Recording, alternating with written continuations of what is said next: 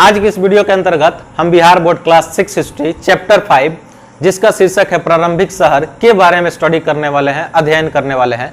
यदि आप बिहार बोर्ड के स्टूडेंट हैं और इतिहास को या किसी भी अन्य विषय को आप रटना नहीं चाहते हैं बल्कि समझते हुए सीखना चाहते हैं, कंसेप्ट बेस्ड स्टडी चाहते हैं, उस विषय के बारे में एक समझ जो है डेवलप करना चाहते हैं, तो मेरे चैनल को सब्सक्राइब करें। मैं आकिब जावेद अपने यूट्यूब चैनल लर्निंग इंस्टीट्यूट में आप सबका स्वागत करता हूं। चलिए तो क्लास के में हम आगे बढ़ते हैं और देखते हैं कि हमको क्या पढ़ना है। सबसे पहले हम ध्यान देते हैं अपने शीर्षक के तरफ। चैप्टर का जो शीर्षक है प्रारंभिक शहर, इसके बारे में हम पढ़ते हैं और सीखते हैं।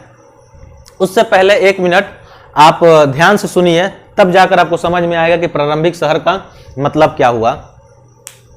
जैसा कि आज के जिस तरीके के घर और मकान में हम रहते हैं, यातायात के लिए एक जगह से दूसरे जगह जाने के लिए जिस तरीके से हम गाड़ी, बस, रेल, हवाई जहाज, इन सारे साधनों का इस्तेमाल करते हैं, एक दूसरे से संपर्क साधने के लिए यानी संचार के लिए हम मोबाइल, टीवी, रेडियो, अखबार, इन सारे साधनों का इस्तेमाल करते हैं। मनुष्य जो है हमेशा से इन साधनों का इस्तेमाल नहीं करता था। विज्ञान कहता है कि मानव जो है उसकी विकास जो है एक लंबे समय की अवधि में हुआ है। कभी कभी सामान्यतः ऐसा विज्ञान कहता है कि मानव जो है आज से कुछ हजार साल पहले, लाखों साल पहले जंगलों में रहता था, शिकार करता था, शिकार करके जो है अपना गुजर बसर करता था, पौधों से रिलेटेड जो संबंधित जो चीजें हैं उनको जो है इकट्ठा करके अपना जो है भोजन से संबंधित कामों को पूरा करता था। धीरे धीरे जो है मानव जो है आग जलाना सीखा।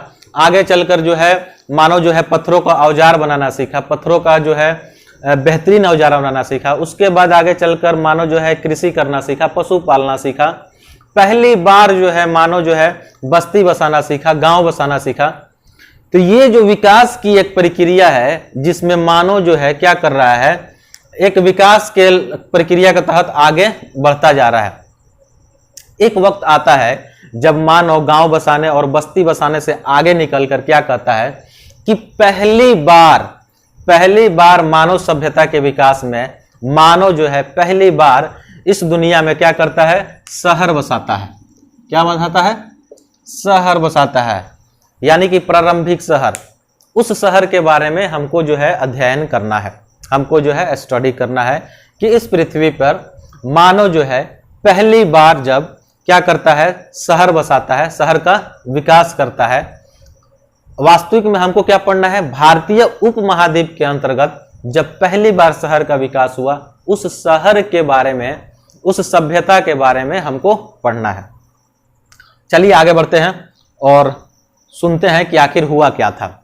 आज से लगभग 150 साल पहले कहाँ, पंजाब में किसके द्वारा, तो अंग्रेजों के द्वारा क्या किया गया, रेल की लाइनें बिछाई जा रही थी।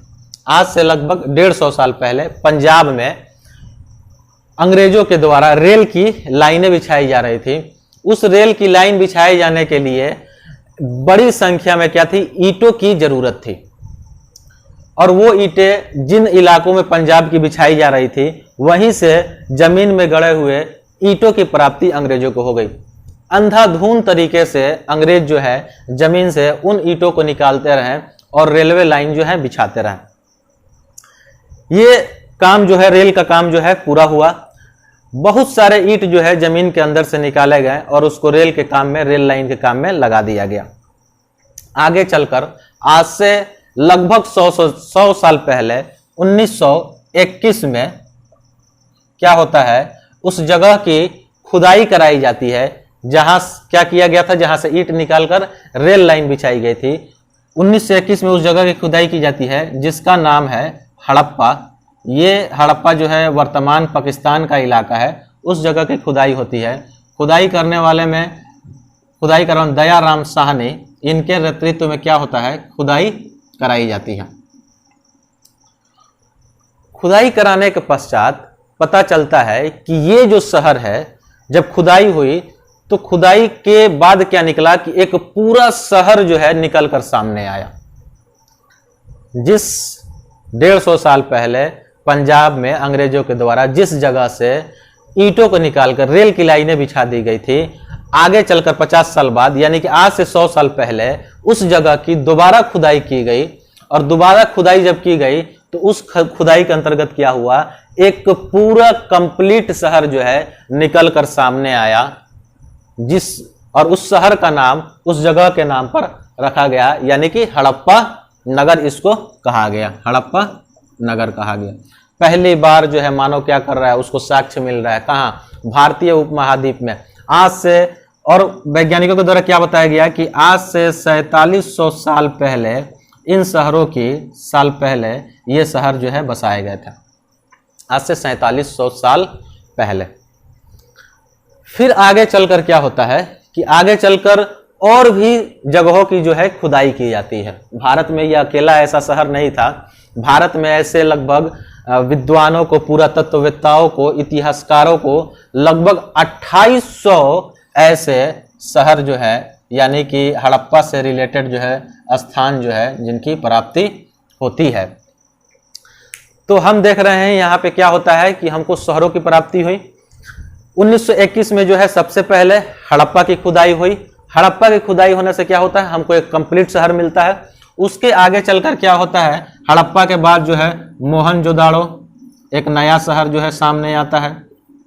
आगे चलकर चनहुदड़ो, ये एक शहर, ये भी जो है उसी समय का शहर है। उसके बाद लोथल, कालीबंगा, रंगपुर और भी बहुत सारे शहर जो है आगे चलकर भारत के अलग अलग इलाके में अलग अलग जगहों पर क्या किया गया, खुदाई किया गया। और उस खुदाई करने के बाद ये जो शहर हड़प्पा सभ्यता से रिलेटेड जो शहर था, उसी से मिलता जुलता ये सारे शहर भी जो हैं खुदाई के बाद सामने आते हैं। अब वैज्ञानिक जो है, पुरातत्ववेत्ता जो है, इतिहासकार जो है, उनको इन शहरों के बारे में अध्ययन करने के पश्चात पता चलता है कि ये सारे शहर, यानी कि ये हड़प्पा वाला शहर, ये मोहनजोदाड़ो, रंगपुर, चनहुदड़ो, लोथल, जो आज से 4700 साल पहले बनाए गए थे, ये सारे के सारे एक ही समय के शहर हैं। जैसे आज के एक ही समय के शहर कौन कौन से, हम कह सकते हैं कि मुंबई है, कलकत्ता है, चेन्नई है, ये सारे क्या है, दिल्ली है। ये सारे शहर जो है एक ही समय के हैं।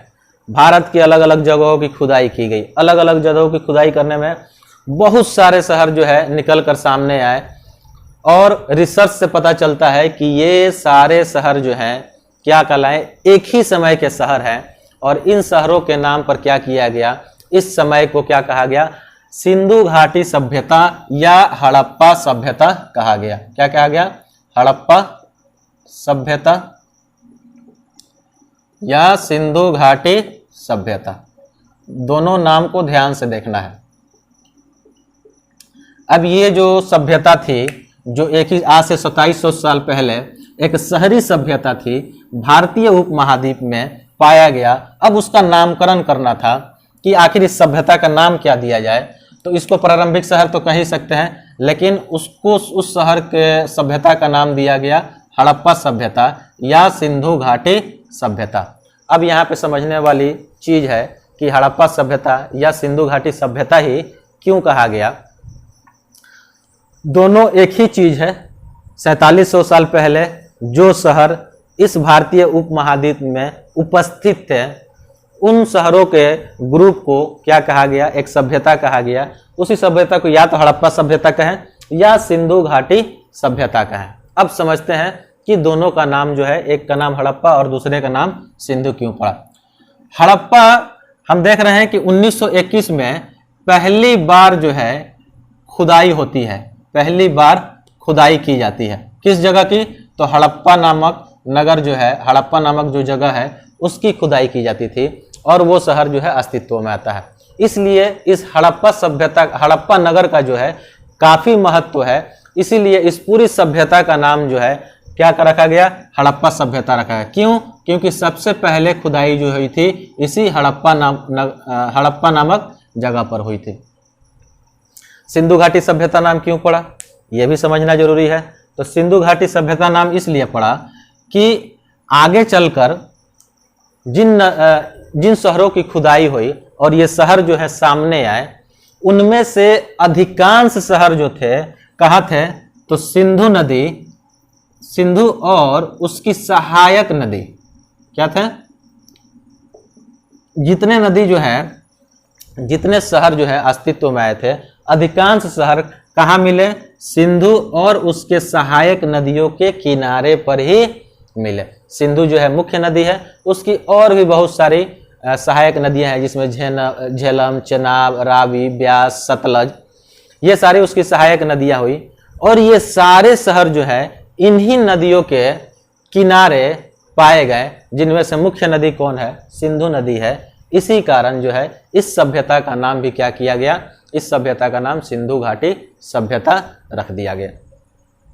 अब तक हमने क्या देखा?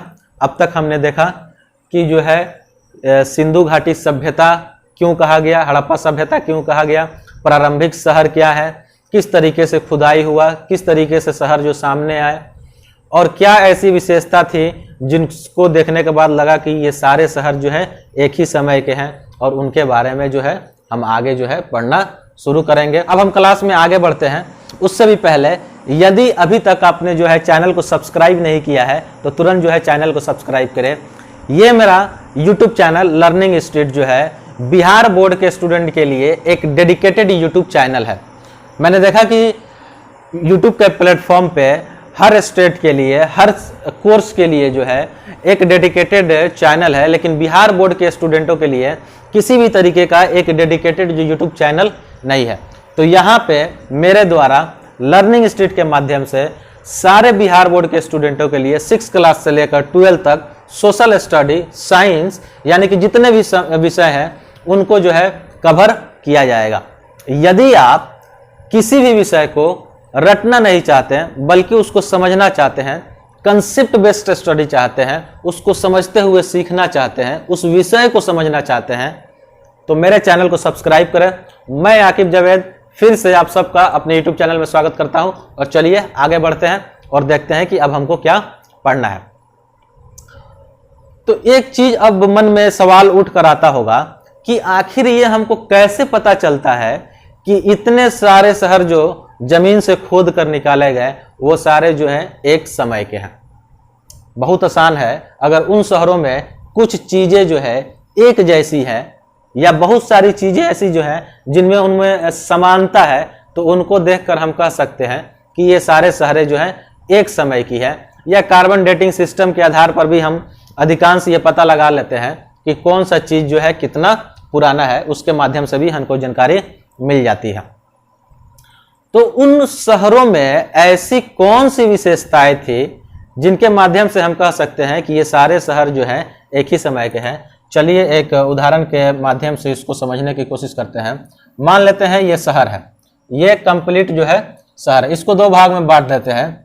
एक भाग को हम क्या करते हैं पश्चिम वेस्ट, एक भाग को हम क्या करते हैं वेस्ट में, और दूसरे भाग को क्या करते हैं ईस्ट में बांट देते हैं, ईस्ट और वेस्ट। हड़प्पा सभ्यता की जो अधिकांश शहरें थी वो दो भागों में बांटी होती थी, या कुछ शहरें ऐसी भी है जो 2 से ज्यादा यानी कि 3 भागों में बटी होती थी, लेकिन सामान्यतः जो है हड़प्पा सभ्यता की जो शहरें हैं वो 2 भागों में ही बटी होती थी। एक भाग होता था ईस्ट शहर का और दूसरा भाग होता था वेस्ट, यानी कि शहर जो है 2 भागों में दिशा के हिसाब से, एक ईस्ट वाले भाग में और दूसरा जो है वेस्ट वाले भाग में बटा होता था। हड़प्पा सभ्यता की लगभग सारे शहर जो है इसी तरीके से बटे होते थे। अब देखते हैं, इसको देखने के पता चलता है कि इसमें ईस्ट वाला पार्ट जो है बड़ा है और वेस्ट वाला पार्ट जो है छोटा है। तो वेस्ट वाला पार्ट जो है सामान्यतः जो है छोटा होता था, और ये शहर का ये वाला जो भाग होता था ये थोड़ा सा ऊंचाई पे होता था। कहाँ होता था? ऊंचाई पे होता था। शहर जो 2 भाग में बटा होता था उसमें पश्चिम का जो इलाका होता था उसको क्या बनाया था, उसको ऊंचाई पे बनाया जाता था, यानी कि नीचे क्या किया जाता था, एक मिट्टी भरकर पहले उसको चबूतरा की तरह बनाया जाता था ऊंचाई पे। उसके बाद जो है शहर का पश्चिमी इलाका जो है उसको उस तरीके उस चबूतरे के ऊपर जो है शहर बसाया जाता था, या जो भी मकान वगैरह जो भी बनाना है उस चबूतरे के ऊपर ही बनाना होता था। पूरब का इलाका जो होता था अपेक्षाकृत क्या होता था, बड़ा होता था। क्या होगा? बड़ा होगा। ये वाला पश्चिम वाला इलाका क्या होगा, छोटा होगा, छोटा होगा और ऊंचाई पे होगा। पूरब वाला इलाका क्या होगा, बड़ा होगा और कहाँ होगा, नीचे होगा। अगर पश्चिम का इलाका ऊपर हो जाता है तो पूरब का इलाका जो है अपने आप जो है नीचे आ जाएगा। अब जो है विद्वानों के द्वारा क्या किया गया है, इन दोनों भागों का अलग अलग नाम दिया गया है। पश्चिम वाले इलाके को विद्वानों के द्वारा कहा जाता है नगर दुर्ग, और पूर्व वाले भाग को विद्वानों के द्वारा कहा जाता है निचला शहर या निचला नगर। इन दोनों में फर्क है। आखिर शहर जो है पूर्व पश्चिम बांट कर क्यों बनाए गए, इसका रीजन है। तो पश्चिम का इलाका जो ऊंचाई पर होता था और अपेक्षाकृत छोटा होता था, इसमें क्या होते थे कि सामान्यतः उस शहर के जो प्रशासक वर्ग होता था या जो संपत्ति से संपन्न होता था, जो धनवान होता था, या उस समय के जो राजा होते होंगे, उनका रहाइश जो होता था, उनका आवास जो था इस पश्चिम वाले इलाके के तरफ होता था।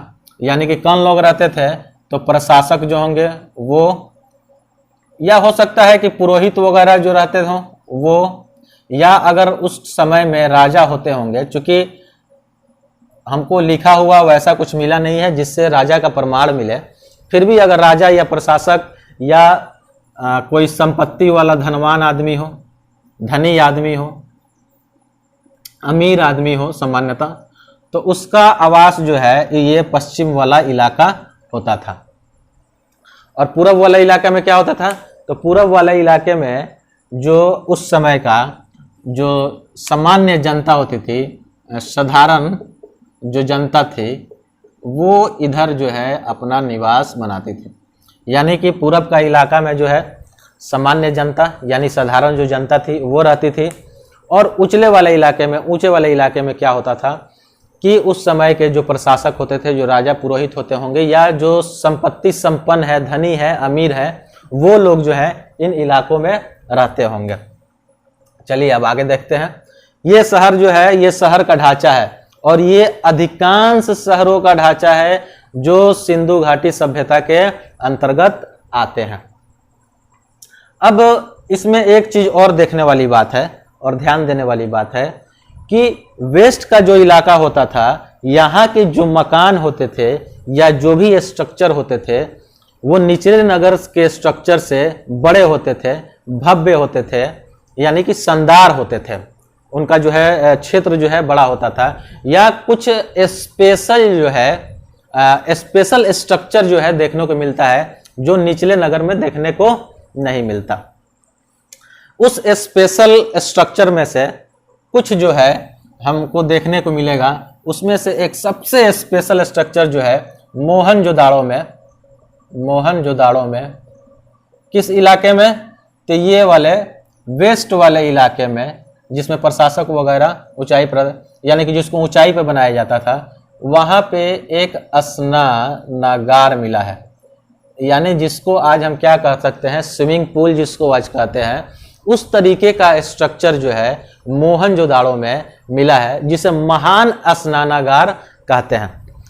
कुछ नहीं है, वो आज का स्विमिंग पूल ही है जिसे हम उस समय में बनाया गया था। खैर, तो मोहनजोदाड़ो में इस तरीके का स्ट्रक्चर देखने को मिलता है।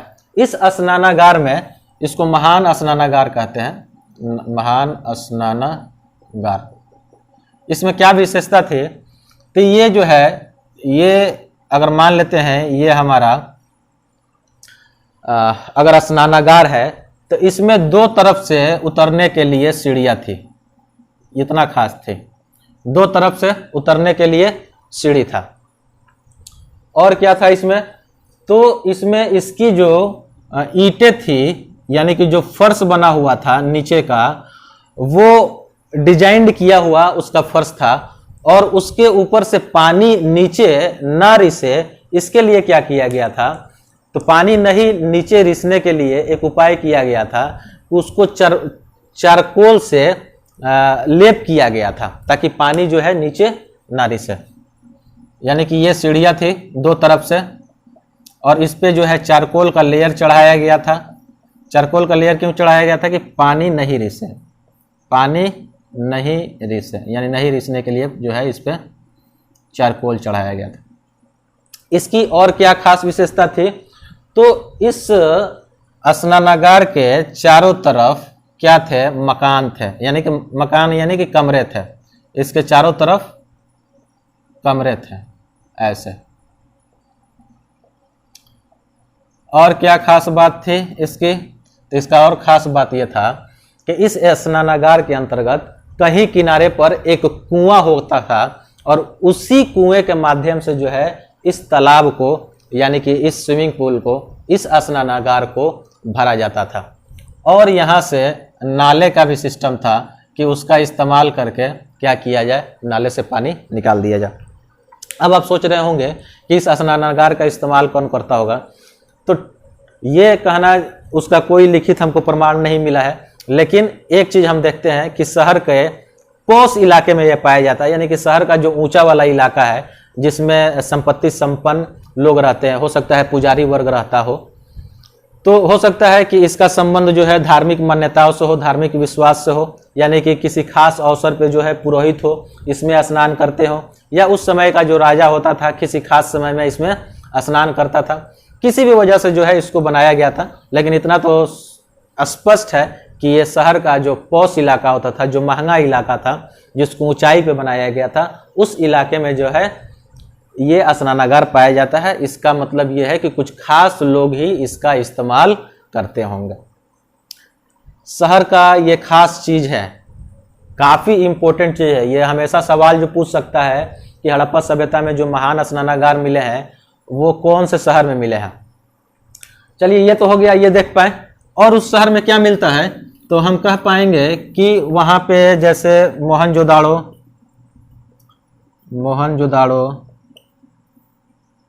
हड़प्पा, लोथल, इन जगहों पर अन्नागार मिला है। अन्ना, या कि हम कह सकते हैं कि अन्नागार, यानी कि जहां हम क्या करते हैं, अपना अनाज स्टोर करते हैं, उस जगह को अन्नागार कहते हैं। यानी कि मोहनजोदाड़ो, हड़प्पा और लोथल, इन जगहों से हमको क्या मिला है, अन्नागार मिला है।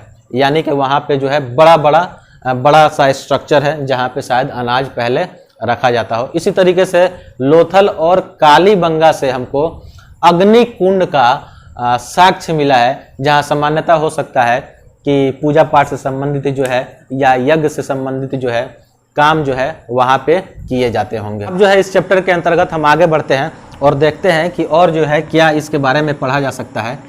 तो जिस हड़प्पा सभ्यता के बारे में हम बात कर रहे हैं उसके नगरों की जो विशेषताएं हैं उसके बारे में हम बात कर रहे हैं। और ये विशेषताएं जो हैं लगभग हड़प्पा सभ्यता के हर शहरों में पाई जाती हैं। अब देखते हैं कि जो हड़प्पा सभ्यता है उसके नगरों में जो इमारतें होती थी वो कैसी होती थी, इमारतें, या उस समय की जो सड़कें होती थी वो कैसी होती थी, या उस समय की जो नालियां होती थी वो कैसे होती थी।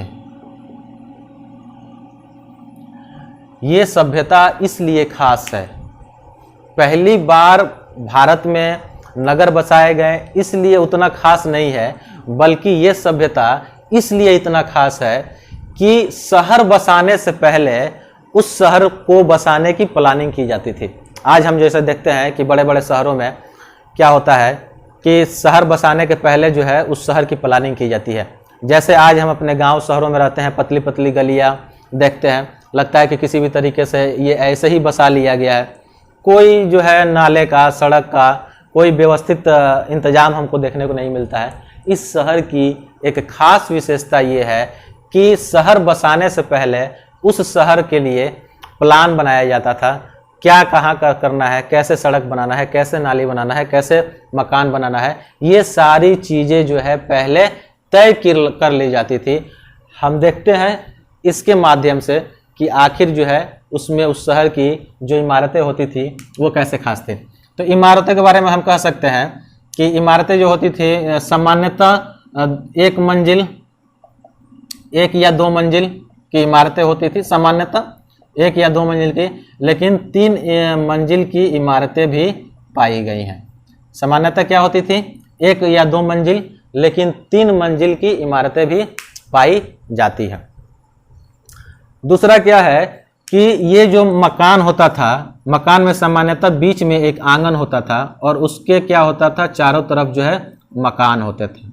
ये खास चीज है हड़प्पा सभ्यता के नगरों की, कि क्या होता था कि मकान के बीच में एक आंगन होता था और उस आंगन के चारों तरफ क्या होते थे, मकान होते थे, और कहीं कहीं उस मकान में कुआं भी पाया जाता था। और क्या होता था, उस खास मकान के किनारे से क्या होता था, नाला निकला होता था। मकान के किनारे से मकान की सबसे खास विशेषता ये होती थी कि कभी भी मकान जो है सड़क, मकान का जो दरवाजा है, मेन जो दरवाजा है और जो खिड़की है, वो कभी भी मेन सड़क की तरफ नहीं खुलती थी। अगर ये उसका मेन सड़क है, अगर मानते हैं ये मेन सड़क है, तो मकान जो है अगर मेन सड़क है और ये उसके अंदर आने वाली पतली सड़क है, तो दरवाजा हमेशा इधर खुलेगा। ऐसा कभी नहीं होगा कि जो है घर का रुख जो है इधर हो, घर का रुख जो है इस तरफ होगा। इसको और बेहतर तरीका से हम समझेंगे, यानी कि घर की जो दरवाजे और खिड़कियां होती थी वो कभी भी मेन रोड की तरफ नहीं खुलती थी, बल्कि गलियों में खुलती थी। ये सबसे खास विशेषता है। ये चीज हो गया। अब हम बढ़ते हैं सड़क के तरफ। सड़क देखते हैं। चूंकि मैंने पहले ही बताया है कि ये शहर जो है पूरी तरीके से नियोजित तरीके से बनाई जाती थी।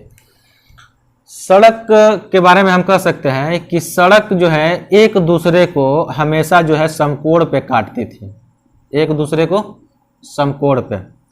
कहीं भी आपको ऐसा इस तरीके का सड़क देखने को नहीं मिलेगा, इस तरीके का, यानी कि बिना किसी सड़क जो है आपको सारे के सारे सड़क जो है व्यवस्थित तरीके से मिलेंगे। ये अगर हम मान लेते हैं मेन रोड है, मेन रोड है, और ये हमारा गली है, ये दूसरा गली है, ये तीसरा गली है, ये चौथा गली है।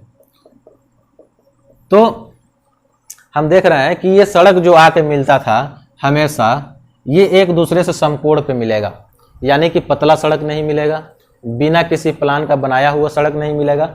और जो मैं बता रहा था कि मकान जो है इधर मेन रोड की तरफ नहीं खुलेगा, बल्कि कहाँ खुलेगा, इस गली वाले मकान के वाले जो रोड है उसके तरफ खुलेगा। ये खास चीज है इस हड़प्पा सभ्यता के नगरों की, जहाँ जो है मकान भी इतने व्यवस्थित तरीके से बनाए जाते थे और नाले और सड़कें भी इतनी व्यवस्थित तरीके से बनाई जाती। अब आते हैं नालियों के बारे में। नाली की जो व्यवस्था, बेहतरीन व्यवस्था इस समय थी हड़प्पा सभ्यता में, शायद उतनी बेहतरीन व्यवस्था आज के समय में, आज के शहरों में भी नहीं पाई जाती है। हमेशा जो है जो नालियां निकलती थी वो घरों के किनारे से निकलती थी। सामान्यतः नालियां घर के किनारों से निकलकर क्या होती थी, गली की जो नाली होती थी उस नाली में जाकर मिल जाता था, और ये गली का नाली आगे चलकर किसी बड़े नाले में खुलता था, किसी बड़े नाले में खुलता था। नाली का सिस्टम यह था कि जैसे जैसे ये आगे बढ़ता था उसका ढाल जो है मंद होता जाता था, यानी कि हमेशा जो है इस तरीके से ढाल की तरफ नाली, ताकि पानी आराम से नीचे की तरफ बहे। हमेशा जो है नाली क्या होता था, ढाल होता था।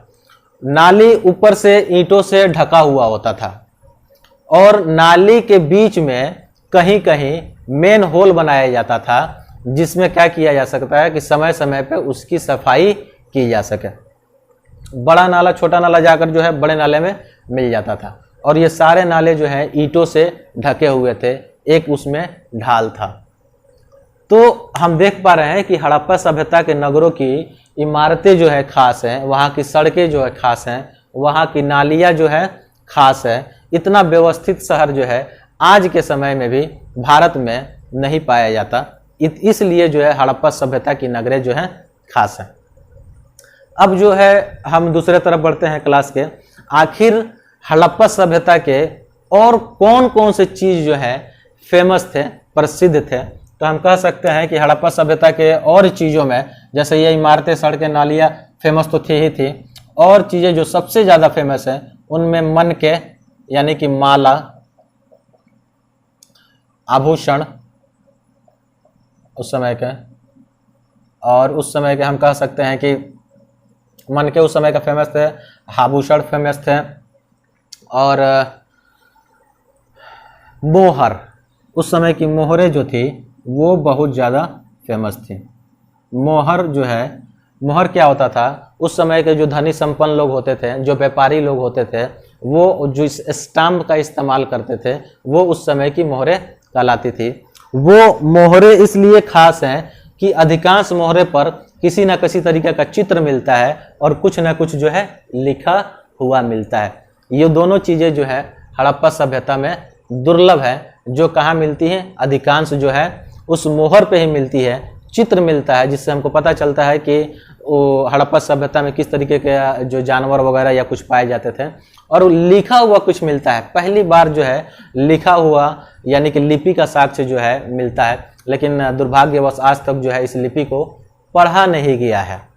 ठीक है, आगे हम बढ़ते हैं। आभूषण जो बनाए जाते हैं, मनके यानी कि माले, माले बनाए जाने के लिए कई तरीके के पत्थरों का, धातुओं का इस्तेमाल होता था। हड़प्पा सभ्यता की जो धातुएं थी, मनके थी, वो काफ़ी फेमस थी। उसके अलावा उस समय की जो बाट यानी कि जो हम वेट का इस्तेमाल करते हैं, किसी भी चीज़ को नापने तौलने के लिए जो हम बटखरे का वेट का इस्तेमाल करते हैं, वो उस समय की सबसे खास विशेषताओं में से एक विशेषता थी कि हड़प्पा सभ्यता के जितने भी नगर थे उनमें जो है ये बाट जो है पाए जाते थे।